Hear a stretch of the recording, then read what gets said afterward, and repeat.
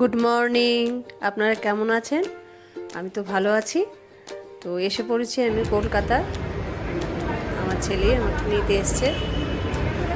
আজকে জানি আমি মামতি বাড়িতে থাকবে না, আজকের দিনটা আমাকে থাকতে হবে, আমার ছেলেই থাকবো। তো সিনেমা টিনেমা দেখবো টিভিতে, মোবাইল টোবাইল দেখে একটু সময় কাটাবো। আর এই যে এসে পড়লো সুষমা, ও খুব হাসি খুশি মেয়ে।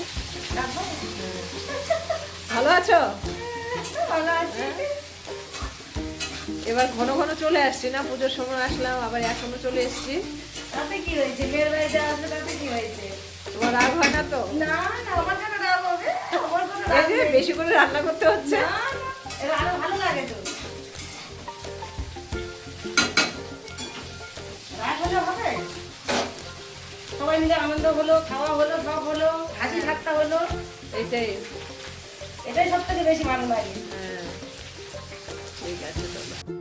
এই যে সুষমা, ও খুব হাসি খুশি থাকে, খুব ওর দুটি মেয়ে আছে, একটা ক্লাস 2-এ পড়ে আর একজন 9-এ পড়ে।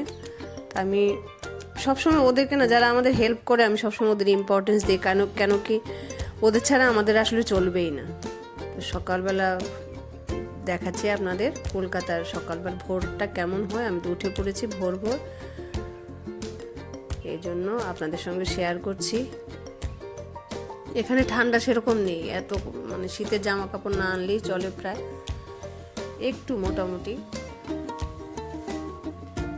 জানলা দিয়ে দেখছিলাম এই যে মেট্রো রেল যাচ্ছে, সকালবেলায় মহানগরীর ব্যস্ততা শুরু হয়ে গেছে, এই জন্য আপনাদের সঙ্গে এগুলো শেয়ার করে দিচ্ছি। আপনারা ভালো থাকবেন, সবাইকে ভালো রাখবেন। অপেক্ষা করুন আমার নতুন একটি ব্লগের জন্য। ততক্ষণ জন্য টাটা।